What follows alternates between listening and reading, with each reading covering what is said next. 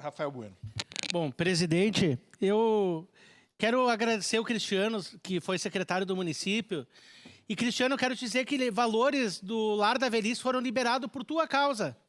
Porque o senhor sabe a burocracia que foi de servidores de não querer se comprometer com quase 5 milhões de reais de emendas que eu consegui para o Lar da Velhice São Francisco de Assis. E foi o senhor que teve que dar um soco em cima da mesa para conseguir. Como agora, eu tive que recorrer quase ao Papa. Só não fui porque o Papa estava no hospital.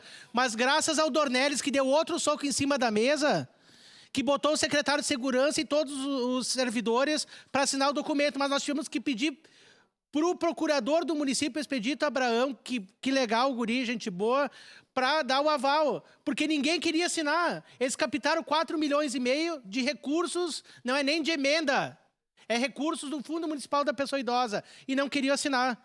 Não adianta, presidente, a gente ter ideias, projetos, aí a gente chega lá em Brasília, como nós chegamos, eu e o senhor, através de uma agenda do deputado Denise, e Caxias perdeu 1 milhão e pouco para ali do Campo do Caxias, que desbarrancou. Como também lá no bairro Fátima. Nós vamos perder cerca de 3 milhões de reais. Sabe para quê? Para a regularização do Portinari e do São Vicente.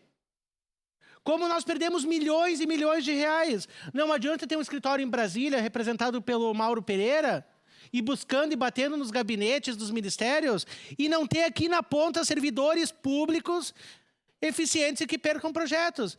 Daí, claro, sobra para o prefeito Adiló, sobra para os secretários. Mas os secretários e o prefeito é fazer a parte política. A parte técnica, quem tem que fazer são os servidores.